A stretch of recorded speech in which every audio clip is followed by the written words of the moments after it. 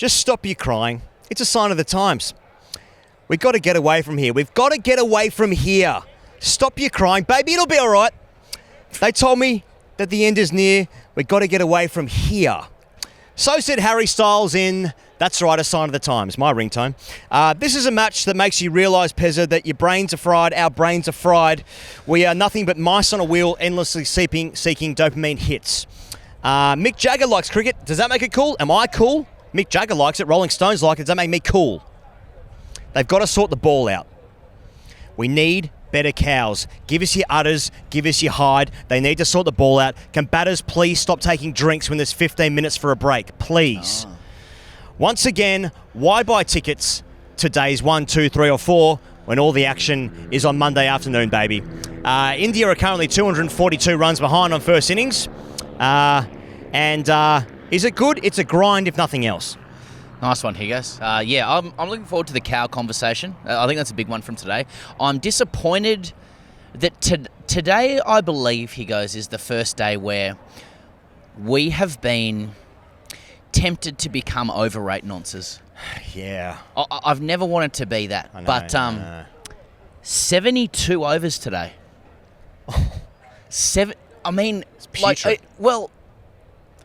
I'm not an overrate nonce, right? And I never will be. I refuse to be. I think you just come to the cricket, you drink your beers, you have your chats, you see, good players are doing their thing. But it's getting insulting to the paying customer, I think. But England started the day overnight. They said they wanted to kick on to 500. They made 387. Okay, we'll meet in the middle. They gave up about 5 chances in the first 25 minutes. Stokes tried to run himself out. Then he hit Bumrah for 4. Then he was bowled, and then he was bemused reflexively. That's what he does when he's out because his reality was pierced once again. Yeah. Good ball though. Good ball. Pierced Morgan. It was Pierced Morgan who was upstairs just before.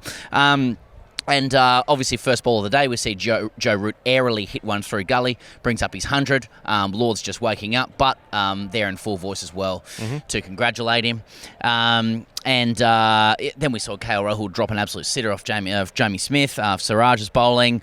Bumrah gets Root. It's all fucking happening. Then he gets Wokes, and all of a sudden England are struggling. Yeah, but then they want to change the ball. For some reason, I don't know why, but there was some wild gesticulations. We'll talk about that later. Just touching on Joe Root, who obviously finished 99 not out yesterday, gets 6 more runs today, but it is 1100s against India now. That equals Steve Smith. If that interests anyone, it's his 37th Test 100, 11 against India. Root has got 4 against Australia. Smith has 12 against England. Yay, my team's winning. 3,000 runs against India. It's the only player to ever do that. That is actually phenomenal. That is a phenomenal record. And when you think about setting up your life, you want to do it against one team. And that's Australia. So once again, the story of the day in the series so far, when you think about drop catches, Jamie Smith comes on, he's on 5. He's dropped woefully, I would say, by KL Rahul. One of those ones where it was sort of like upper mid-rift, I suppose, but it's got to be snaffled. You think about the drop catches at Leeds in the first Test match. That cost them dearly. You think about Ollie Pope being dropped first ball by Shubman Gill. He makes 44. It would have been a really good catch. You've seen him taken. Jamie Smith adds another 50, I think, in this game. So once again, India... Generously suggested by DK, who doesn't do this very often for Indian players, but generously suggested it was at an awkward height. Perhaps should have gone reverse cup. And DK does offer that generosity out sparingly. Yeah, that's right. So you think about where India might be in this series. If everything else had happened exactly the same, but all the things went their way, i.e. catching the ball when it was in the air, they could be in a very different position, but they're not. Yeah, if different things happened, the scores would be different. Yeah, and that's the sort of analysis we're providing. But there would be ruining the drop catches so far. Bumrah takes a whole bunch of wickets, but it's England lost 3 for 20 in the morning. The last 3 wickets held on for 117 runs, and that might be the difference given that what the tail looks like for India. Well, certainly in the first Test match anyway. But it's like they collapsed in the morning a bit, a mini collapse, and then a mini revival. So even? I think if the listener and the viewer detects that we're kind of just going through the line items from today, it's because even though those are things that happened, it all just looked the same. Yeah. Like, it was just like, here are guys trying to extract life out of the most lifeless pitch you've seen for a very, very long time. We're going to come to the one guy that did and what that all means. But otherwise, it was just like, nobody can drive the ball down the ground. It's fucking third-grade deluxe field settings. Yeah. Bowlers are just banging it into the deck there. And if batters, as one person who would know who bats on this deck quite a lot said to me today, if someone wants to score, get in, stay in and score runs, they can. Yeah, that's right. That's right. So England finished 387 all out. Brighton cast 50 as well. Shout out. Brighton cast BC. 50 as well. That's right. 56. And Bumrah's on the honours board, and it was suggested that's what he wanted. You know, he wanted to play Lords. He's on the honours board. Yeah. He gets his fifer for his nation. Yeah. Who isn't pleased with that? Yeah, that's right. So just going through India's innings just quickly. Jofra Archer brings the state into life. Here we go. A wicket, third ball. We're thinking, okay, here we go. Life into the Test match. Life Yep. into the Test match. Jofra Archer wheeling away. Jaiswal squared up. A nice catch by Harry Brook at 2, I think it was. Yeah, it was. And so that's good. Karanaya continues to be a really frustrating player. Well, if you can make 40 in Test cricket, you're going to be good. You know what? If you make 303 red in Test cricket, you're going to be good, and yet somehow he remains the only player in the entire 22 so far that hasn't scored a 50, whilst also looking quite good until he gets out. That's confusing. Is he a watch? Yeah, he's Is it an Eastwarren situation? He's a watch. He was scoring more quickly than KL Rahul at the other end, who was just a he was a sea of tranquility and serenity. Today on the most serene pitch that we've seen in a long time. Karen Nair was skittish by comparison. I don't know if that says more about how beautiful KL Rahul looked or Karen Nair just being a little bit out of sorts. It was kind of like watching Jofra compared to the other bowlers as well. It's like, gee, it really feels like the ball machine slowed down once Jofra came off. Yeah, that's right. Yeah. And then, of course, the big moment of the day, Pezza, a catcher's record was broken. To be fair, absolute screamer from Joe Root at 1, who takes it left-handed on the keeper's side to dismiss Karen Nair. That made it 74 for 2. That means he passes Rahul Dravid's record in less innings or something. So it's a record to longevity. It's a record for mitts. It's a record for friendship. It's disrespectful to Rahul Dravid. Yep. It is disrespectful to Rahul Dravid. There's no doubt about that. I would have put that down myself, but hey, that's where we are in the game. I just want to say this and to back up over this, but like Jofra bowled rockets. Yeah. Jofra came on after 4, 5, 27 years in the wilderness after doing that one thing against Steve Smith that he's never got out before. Who made 90 that day? Look at us, we make 90 that day. And he bowled absolute rockets. Nobody could extract life from this pitch. He came on and the crowd was abuzz. His first ball, not much happened. Second ball, whizzed past the outside edge of Jaiswal. Third ball, an absolute peach. And get this, he goes, working with the slope. Oh. You know what I'm saying? This pitch has absolutely... I don't know if you can see here, but there's a slope at Lords. But Jofra coming from the pavilion end, the slope coming down. Jofra basically bowling innies, obviously outies to the lefty. It pitches outside leg stump and takes Jaiswal's outside edge. And he's caught at second slip.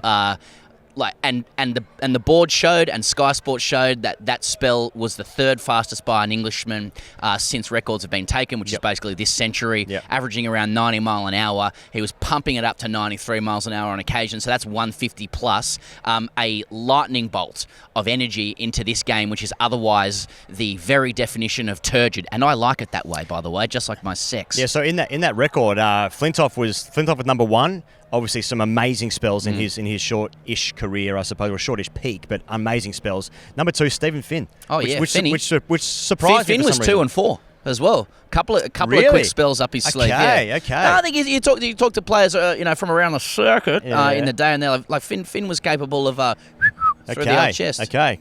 Cricket's answer to Peter Crouch. So, the moment of the day belonged to Jofra. The big watch on Jofra, of course, particularly as an Australian who knows a little bit about cricket, is like, but how's he backing up for his second and his third spell? It wasn't 93 mile an hour, but it was 85. And you're thinking, like, if he can get life out of that deck, which is once again the slowest, most lifeless thing we've seen for a very, very long time. Collab this one with Home of Cricket, by the way.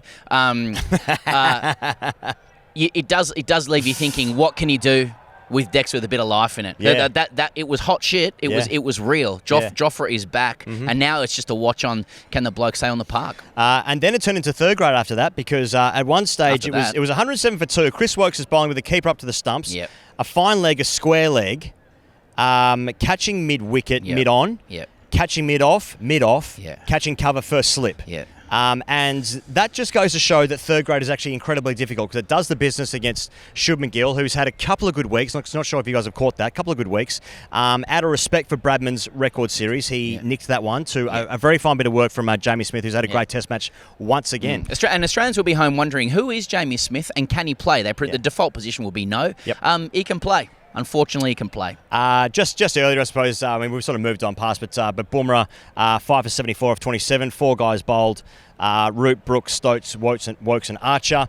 Now let's talk about. Unless you're talking about Bumrah. Should we talk about the ball stuff? No, I just said he got on the board. That's what he wanted. It's what everybody else wanted. 1-1 India going into the game. He gets his fifer. Okay. Play on. So they changed the ball at one point after 63 balls bowled with it. Here we go. Gill was blowing up at the umpires when they wouldn't change the ball. The ball was going around corners at that stage. Not sure why you'd want to change the ball, but they wanted to. That is their right. That is their want.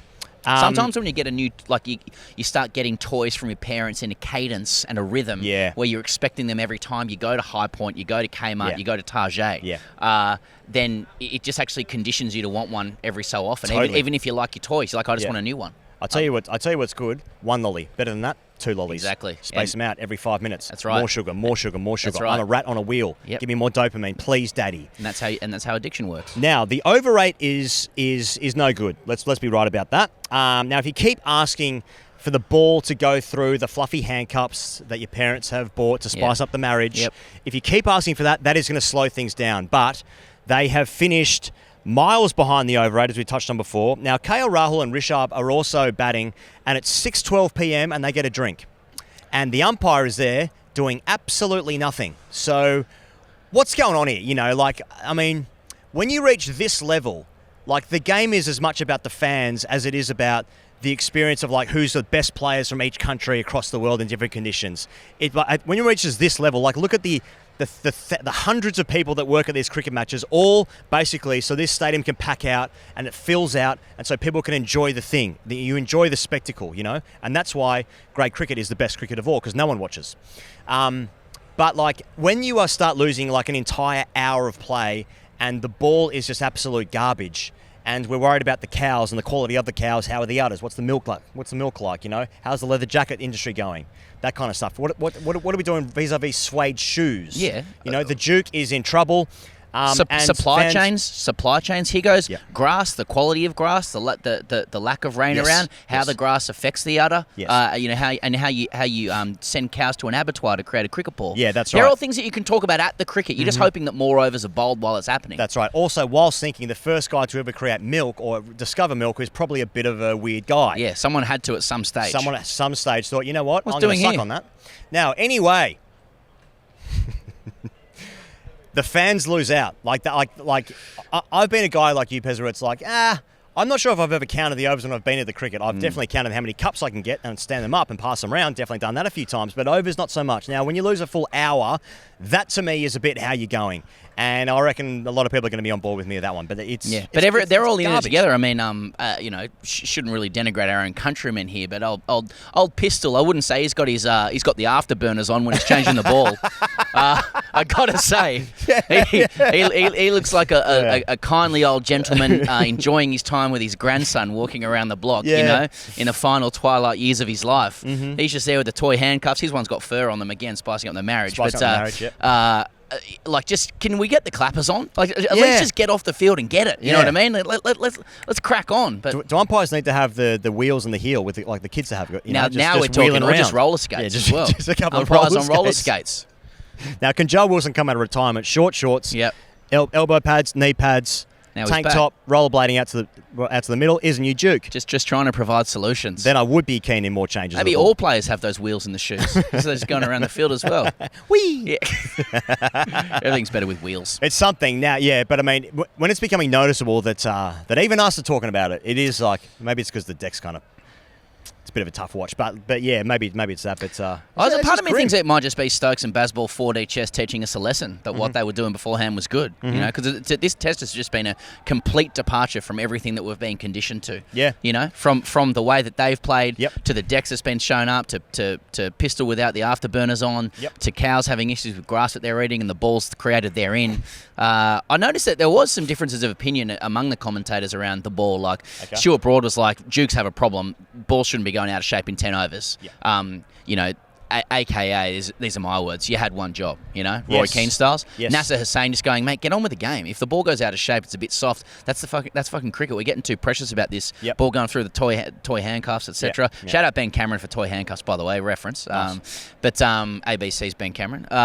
But yeah, like, I don't know where you stand on that. Is it a bit of an Australian, like, mate, get on with it. Just play. If the ball's no good and it's a bit out of shape, play on. I talked to Brody today. He was just like, no, you can't play with a ball that's just completely cooked. He's like, you can hear it off the bat or whatever. Yeah. I mean, I don't know what happens to the ball when you play Test cricket on the, like, I've never played on a Test deck, so maybe, and like, and guys buying rockets, so it probably does get banged out of shape quicker. Probably. I'm gonna, you know. Why is this the time you decide to go? I haven't played this level, so I don't really have an opinion on that. But I know what you're saying. It's like it's hard to know exactly what it looks like out there. Like I'd probably be more inclined to err on the side of Nasser. I do think elite sports people can get a little bit precious about every condition being correct with them, and like they live in a world of marginal gains and everyone having a little edge, and you're always kind of lobbying or you know, the umpire or advocating for your for the little marginal gains you can get. And I'm kind of like, maybe they need to change the toy handcuff. You know what I mean? Maybe that shouldn't be the measure of it. Or like maybe balls should just be allowed to go out of shape. That's what, and you know, create better balls. Hula hoops. Exactly. I don't know what it is, but I'm kind of like, surely the priority is to play. Yeah. You know, and if the ball's out of shape and your bowlers can't get... I mean, Broady's spoken like a true bowler, Nass spoken like a true batter. Like, I'd be more inclined to be like, let's prioritise playing the fucking game. If the ball's no good, like, cricket has always had to adjust to things that are a little bit out of kilter. We're playing on a fucking gradient, you know? Like, this isn't even a flat ground. In a square. Yeah. You're playing on a square and a gradient. I mean, isn't that a nuance and an idiosyncrasy? And if you're England and you can replace the ball, just get a really good one after 30 overs at the Oval. Yeah, so there's that. I mean, just final thing, it is a grind, this game. I mean, India 242 behind at the moment. They're 3 down, Rishabh and KL at the crease. Feels like a big moment in the game tomorrow morning, the first hour perhaps, but you probably say that about every single test match that's ever been played. But I guess it's if I had to say something, which I guess I do because of the nature of work. It's that you add 2 wickets to the score and it's a funny old game, you know. Yeah. And that's a good point. But 2 wickets on this looks pretty hard. So yeah. But India managed it this morning, so yeah. And then they sort of did a partnership, yeah. So it moves quickly and then it moves slowly. Yeah. Quickly so again. Big day for Shoaib Bashir. Yeah. Well. Yeah, it certainly is. Stano in RCGC, is it just me or has the outfit at Lord's trapped so much heat that the flies are now reverse swinging, asking for a friend in Mumbai who's sweating through a linen shirt? The flies are reverse swinging. Interesting. I don't ever look at the way a fly is moving through the air and wonder if that's going reverse. But I suppose that is cricket brain for you. Yeah. Yeah. It really was that kind of day. Joe Burns, baggy green to pass the dreams. Yeah. Good news for the Italian side. Mate, JB, too big to fail. Yeah. Gopal said, what's wrong with these frequent ball changes in the middle of the overs? Has a gentleman's game been following backyard cricket rules? When you change a ball for backyard, I suppose if you lose a ball. If you lose a ball, yeah. Rehan says, doesn't the goal around Jofra's neck distract the batsman? I disagree. I think it just looks spectacular. I think Jofra is the only guy that brought energy to today, and that includes Joe Root, who scored 100. I just wanted to add to Joe the Joe Root catch bit. That was a fucking great catch. It was a good catch from Joe Root. Yeah. I mean, to break the test record, pretty decent snare. Yeah. Abby YT says, prediction for the match. God. Yeah. I mean, in many ways, that's the question, isn't it? Who will win? But in many ways, that's the least important question. I'm going to wrap this up from Badminton Beat. Said, is Jofra Archer that old childhood toy we find in parents' garage years after moving out of the house? I mean, I don't think he's ever been forgotten. I feel like it's like yeah, you're not dusting him off. I mean, it's like a pool at your parents' house. Yeah. Like if you ever, in that situation where like you always knew it was there and you want to go back to it, but it's just a bit far away, and you realize like going back to it has a lot of baggage and emotional trauma. Yeah, they dechlorinated it for a few years while they were fixing their own relationship. With the fluffy handcuffs. With the fluffy handcuff. Well, yeah, it was covered up. There are leaves all in it and everything, but you know that the pool has potential, and you know that it can unlock your happiness and everybody else's. All of a sudden, the pool man comes over, the fluffy handcuffs are out, Jofra's about with the gold chain, Mum and Dad are back together, and we're all happy. That was today when Jofra was steaming in. Yeah.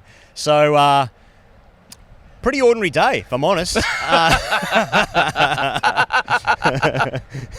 But we're here. Hey, and it's we're great. here. And you know what? You got to go through hell to get to heaven. That's Not true. every day of Test cricket has to be a fucking complete suck-off AI, Nah. Rishabh Pant style Cricket's mostly model. shit. You know what I mean? It's mostly shit. And today was one of those mostly shit days. But it looks like it might go somewhere. Yeah. It might not. It might not. The path to victory for both teams is fucking turgid and boring, okay? And whichever one does it best with the most discipline, with the odd bit of conjured magic, will win this game. Yeah. And in the meantime, we'll talk about bottles of Moet. We'll talk about, people taking photos in the stands when you're meant to clear out. Yeah. We'll talk about drunk people. Yeah. A couple of passive-aggressive responses to Stewards doing their best. Stewards doing their best. Yeah. So that's what it is. But you know what? It'll never not be amazing to be here. So thank you very much for making it all happen for you guys watching out there. And we'll see you guys, I guess we're going to see you in person in 2 days' time. But we'll also see you right back here on the internet in 1 day's time. See you then.